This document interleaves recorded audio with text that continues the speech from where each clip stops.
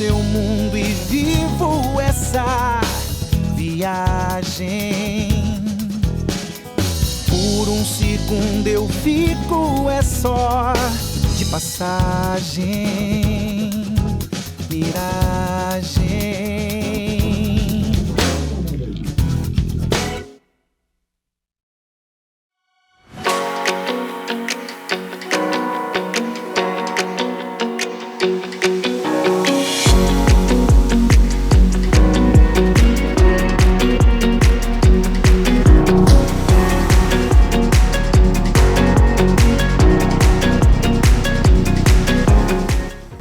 Começa aqui mais um lindo episódio sobre Sergipe, apoiado pela UNIT, Universidade Tiradentes.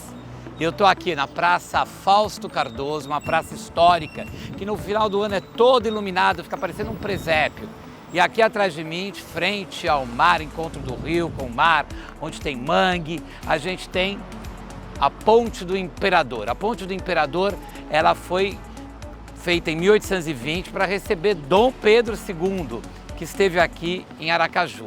Então, de frente a essa praça histórica, temos outro ponto histórico, que é a Ponte do Imperador, e vamos curtir, porque aqui é um lugar onde as pessoas têm cultura, história e muito bem-estar. Tudo apoiado pela UNIT. Bora lá!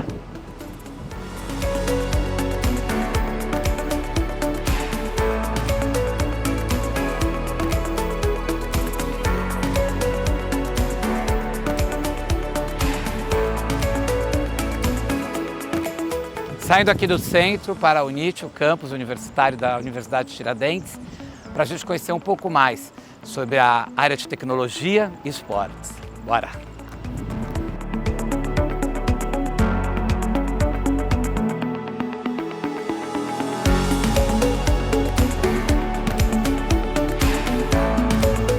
Chegando aqui na UNIT, eu encontrei com o Walter Thyssen, que é coordenador de esportes, geral de esportes aqui da Universidade Tiradentes.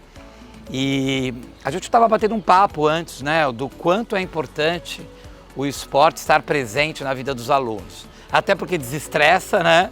Isso. Desestressa e também porque ele contribui para que a cabeça, o corpo esteja pronto para formar, para fazer com que ele caminhe em frente de uma forma mais saudável. Conta um pouquinho qual é a tua experiência nisso, Walter. O esporte é algo maravilhoso, né? Todo mundo deve praticar algum esporte, não só pela atividade física, mas também pela mente, né? A gente sabe que produz uma série de hormônios, né, na pessoa que faz com que ela tenha uma vida mais tranquila, que ela tenha mais perseverança, que ela tenha mais tranquilidade. E isso a gente percebe no dia a dia das pessoas, né? Então, os alunos são muito beneficiados com o esporte, porque precisa, no momento de uma prova, no momento de um estudo, que eles precisam daquela perseverança, o esporte leva isso. Então, os alunos, os atletas, ele tem esse diferencial. Um atleta, quando entra numa disputa de qualquer coisa, ele tem um diferencial de conseguir se acalmar, saber enfrentar o estresse, saber enfrentar a dificuldade. A própria competição, exatamente, né? A competição leva isso. Então, o aluno aproveita esse caminho. Então, trabalhar em equipe. Trabalhar em equipe, saber passar por dificuldades, por obstáculos. Então, inclusive depois na vida profissional, né? Respeitar o seu espaço, porque tem o outro que vai cumprir outra função. Você tem uma disputa profissional, né? Então o esporte, a competição gera você enfrentar essa disputa. Então se eu sei enfrentar essa disputa no esporte, quando eu for para a minha profissão, eu também vou saber enfrentar isso. A dificuldade de ter competir, mas respeitando regras, respeitando os seus adversários, que no caso são seus colegas de profissão. Então o esporte ela induz muitos benefícios para os alunos. Vamos entrar aqui, tem uma pista maravilhosa aqui de corrida, é isso, de atletismo? Como é que ela é? Ela é toda emborrachada assim? Quando você pisar você vai ver a diferença já. Uau! Essa aqui é uma pista... Não estou adequado vestido para correr, para fazer um treino. Aqui é uma pista oficial, né, de atletismo, ela tem o selo internacional.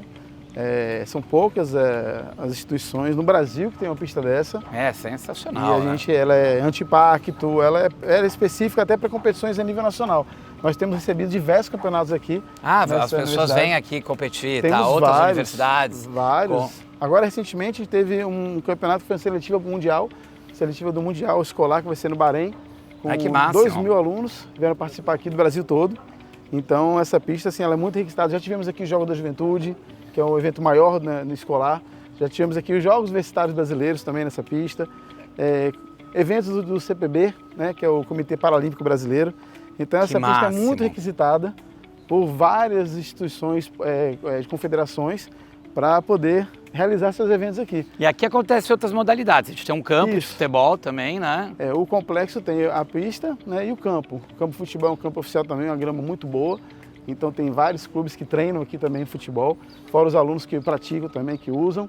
E dentro da pista, dentro do campo, acontecem outras modalidades, né, esportivas também, do próprio atletismo. Então, olha, é uma maravilha, tem uma arquibancada muito boa, é uma estrutura muito impecável, né? O que é bacana, que é importante a gente sempre entender, né, é que o esporte, ele é um condutor, né, para que as pessoas cheguem em outros lugares talvez inimagináveis. Exato. Né? Através do esporte, a gente tem tanto aluno que com o esporte, né, ele se destaca e profissionalmente. Hoje, inclusive, as empresas, elas valorizam muito isso. Sim. Aqueles possíveis estagiários, futuros contratados, que tenham esse viés, né, que invistam nisso, né? Porque primeiro que é saúde, bem-estar. E depois são pessoas que têm uma convivência muito mais fácil, né? Exatamente. O esporte, inclusive, ele é um formador de pessoas, né? De profissionais, de ser humano. Né? Então, a gente tem N casos. Não só a profissão do esportista, não, mas de outras. Exatamente. Então, a gente, por exemplo, tem vários alunos aqui da universidade que praticam esporte. E essa prática de esporte levam eles a outros locais.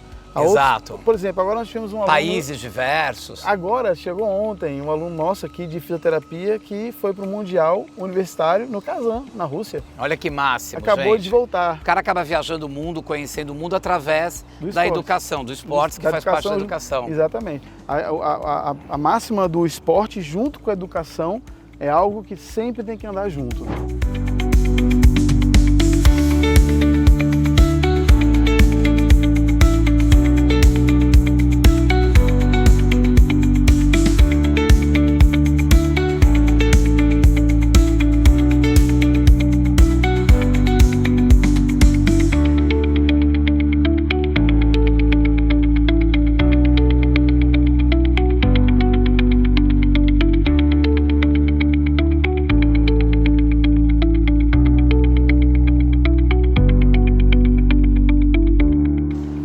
Bárbaro tudo. E agora vamos lá conhecer a nossa ITP agora. ITP, área de tecnologia. Isso, área importante da universidade. Importantíssimo para o mundo, né, gente? Para o mundo todo. O mundo inteiro não vive mais sem a alta tecnologia. Chegando aqui no ITP.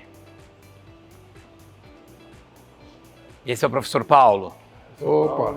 Como vai, professor Paulo? Tudo bem? Seja Prazer, hein? Tecnologia é o assunto do universo, né? Com certeza. Está na agenda geral aí do mundo todo. De todos os jovens que querem alguma... Hoje é a tendência dessa juventude. Vamos lá, vamos conhecer, dá licença. Então, nós temos laboratórios aqui, especialmente na área de petróleo e gás, biocombustíveis, tudo que você pensar hoje de mais moderno em termos, né, de toda essa transição energética, de todas essas propostas de descarbonização, então, nós temos essas experiências acontecendo aqui dentro dos nossos... Ou seja, tudo uma consciência ambiental, né? Uma responsabilidade ambiental absurda. Então envolve mais do que transição energética, é integração energética, de como toda essa matriz faz interrelacionamento, né, na passagem de uma situação de fontes, vamos dizer, energéticas à base de petróleo, né, de alta geração de carbono para a atmosfera, para energias limpas. Então, tudo isso é uma caminhada e a gente aqui desenvolve muitas pesquisas aqui nessa direção. Que bárbaro. E aqui é uma sala... Aqui é uma sala. Vamos entrar? Vamos. Então, essa sala, nós fazemos aqui simulações do ambiente do petróleo, por exemplo, dentro de um depósito em pré-sal, baixíssimas profundidades, né? E com pressões e temperaturas bastante diferentes do meio ambiente aqui em cima. Então nós temos equipamentos que simulam essa realidade, porque é bem mais barato, vamos dizer assim, né? Mais acessível, você fazer a simulação das condições desse petróleo aqui do que testar no campo real. Teria um custo absurdamente alto para se fazer. Então, esses equipamentos conseguem reproduzir a situação original desse fluido e tudo visto em microscópio, tudo analisado assim em detalhes extremos. Sensacional. Me conte um pouquinho, o que é essa máquina aqui? Aqui a gente tem um gerador de hidrogênio, né? E no caso, ele gera o hidrogênio para poder alimentar os 2 cromatógrafos. Os 2 o quê? Cromatógrafos. Cromatógrafos. Cromatógrafos. Exatamente. Então nós temos esses 2 cromatógrafos e o gás de arraste utilizado é o hidrogênio. Quando não se tem um gerador de hidrogênio, normalmente adquire-se cilindros com empresas terceirizadas. Certo. Mas aí a gente acaba tendo alguma dificuldade, às vezes, da demora para poder receber esses cilindros, às vezes há contextos em que é necessário disputar com hospitais, então obviamente a preferência é da saúde. Então, para mitigar esse problema, né, da aquisição dos cilindros, a gente tem um gerador de hidrogênio. E todos dizem que o futuro é hidrogênio, inclusive para locomoção, né? Né? As pessoas dizem que os carros movidos a hidrogênio serão o futuro. Há uma aposta, né? É uma grande aposta nessa direção, Mas aqui o nosso intuito é realmente alimentar o gás de arraste dos cromatógrafos. E o cromatógrafo, ele faz a caracterização, né, para dizer a composição desses gases ou desses fluidos, não é isso? A gente tem um cromatógrafo que a gente consegue ler, por exemplo, a composição do gás natural, então através da cromatografia a gente consegue saber o que está presente no gás natural e a gente consegue também ter, através do segundo, que é o espectro, é acoplado à espectrometria de massa, a gente também consegue quantificar. Entendi. Fantástico, só isso, fantástico. Vamos dar uma olhada ali na biocombustíveis, no outro laboratório. Futuro. Bem interessante.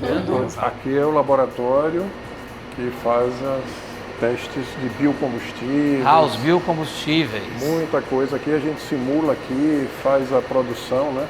Se você me trouxer aqui um caroço de jaca ou uma raiz de grama... Você vai estudar o que é possível desenvolver com ele. A gente vai fazer biocombustível a partir dele. Pode ser que economicamente não seja interessante, agora tecnicamente a gente é capaz de transformar. Que massa. Então esses laboratórios Tudo aqui, é possível ser transformado? É orgânico, sim. Tudo agora, que é às vezes, orgânico? o rendimento vai ser completamente Não, irrisório, vamos dizer assim, né? Mas tudo não é, compensa. tudo é possível tornar-se combustível. Né? Então a gente vai a nível de moléculas e vai tirando aquelas que não são necessárias ou que são ruins e vai agregando as que são boas e recompõe. Então esses laboratórios permitem. E aqui a gente tem hoje mais de 200 alunos nesse semestre aqui frequentando nossos laboratórios, né? Doutorandos, mestrandos e também alguns de iniciação científica. Bárbaro.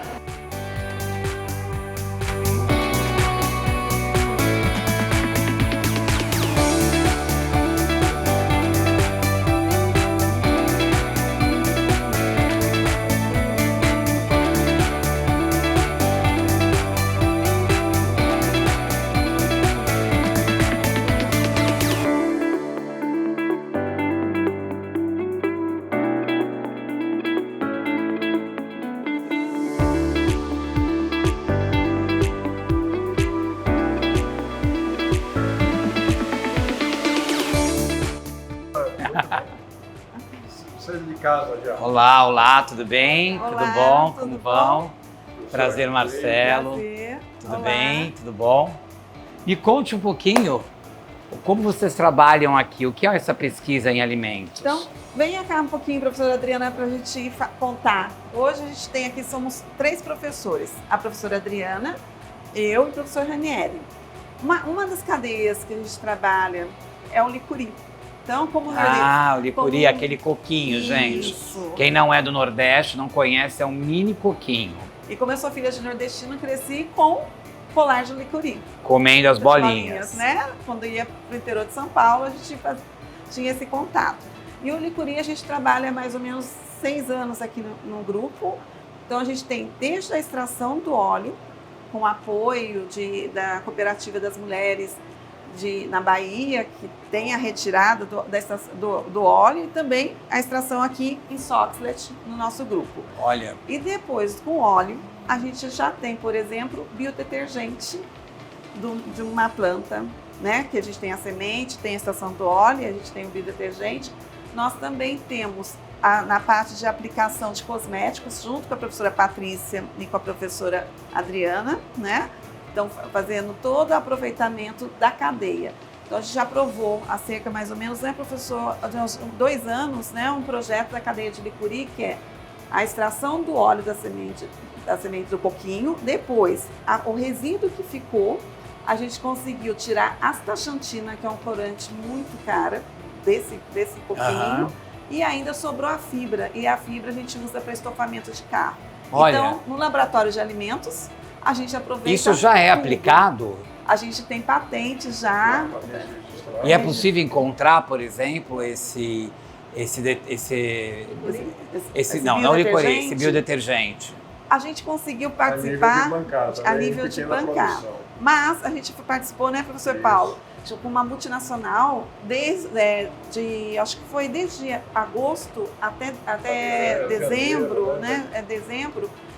Eles queriam mudar a cadeia de produção de biodetergente de uma indústria, de uma multinacional. Então a gente passou todas as etapas de venda de uma patente. Que bárbaro. Ficamos em o terceiro lugar e não levamos. Mas a gente estão no caminho. Estamos no caminho. Estão no caminho.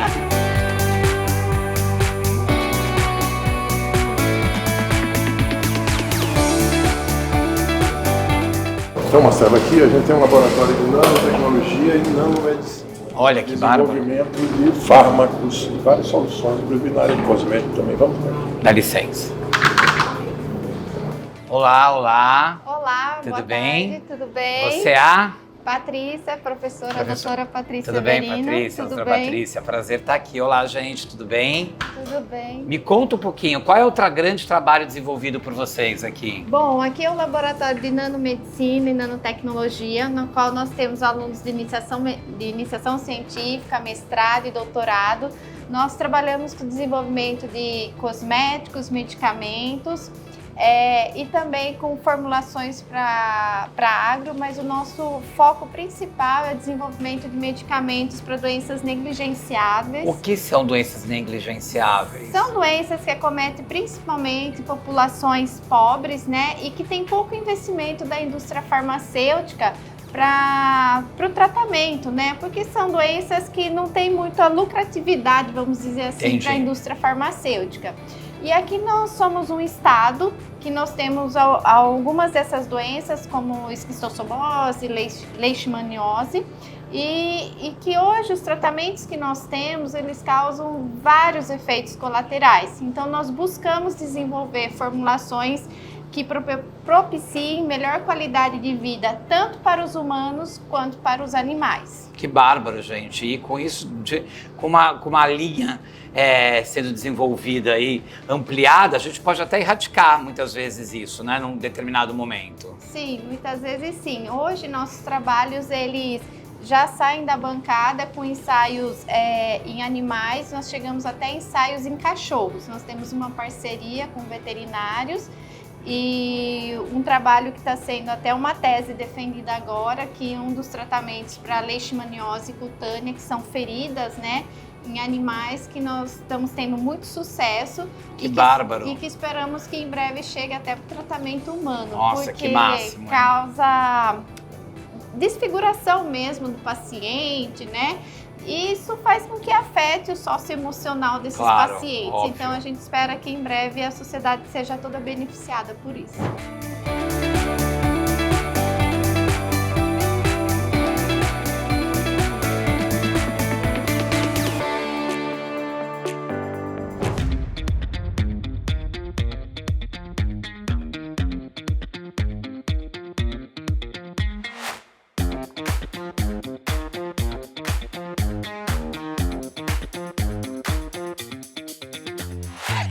Chegando aqui em São Cristóvão, tô aqui na praça mais histórica de São Francisco. Olha aqui esse cruzeiro lindo.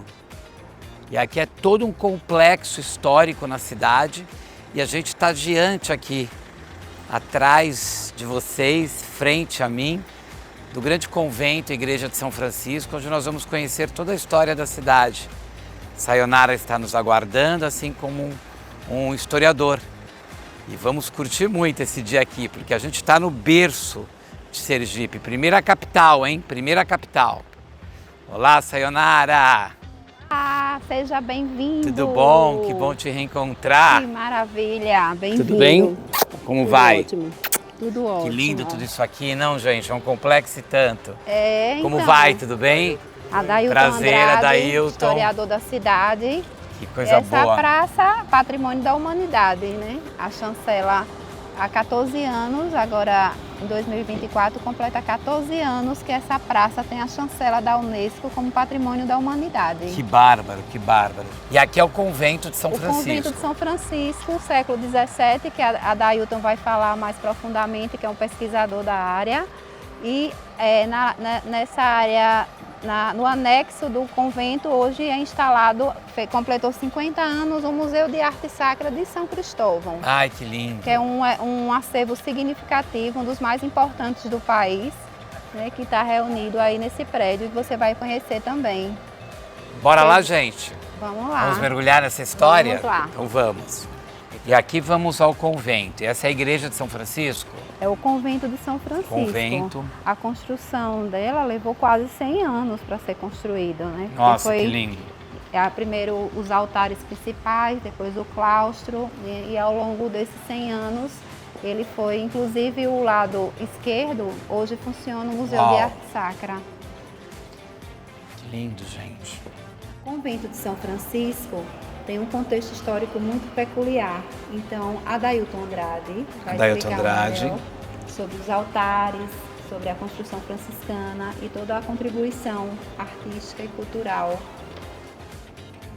Diga, Adailton, prazer ouvi-lo. Pois quando a gente fala nessa construção da Ordem Franciscana, principalmente no reconhecimento da praça como patrimônio da humanidade, a gente enaltece muito a questão do período da União Ibérica, 1580 a 1640, e Filipe II aparece como grande responsável pela construção. E nós esquecemos a história das ordens religiosas. Os religiosos, eles sim que construíram.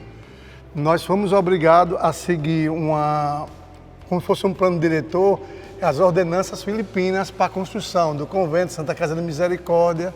Mas os religiosos tiveram todo esse trabalho de pedir esmolas nos engenhos locais. E aqui ele retrata ainda a memória de um barroco, de um período colonial. O barroco, que é um barroco tardio, chamamos no Brasil, então ele tem esses resquícios aí. Na verdade, o convento, eles chamam o convento Santa Cruz, porque o cruzeiro que está ali perto, ele é um marco das festas religiosas. A religiosa era do cruzeiro para trás e as festas mundanas, profanas, era para lá. Ele é um simbolismo, não só como representa. E ele é uma representação territorial, né? Isso, da chegada dos franciscanos aqui. Tivemos o anel franciscano e o convento passa por um período assim turbulento, que a sua construção foi demorada. Existia o convento e a capela do convento da Ordem Terceira era aqui. Existe as ordens primeira, que é dos padres, as ordens segunda, das freiras, e as ordens terceiras religiosas são dos leigos que estão voltados a servir a igreja. Entendi. Então chama Capela da Ordem Terceira. Então toda a Ordem Terceira dos franciscanos era aqui.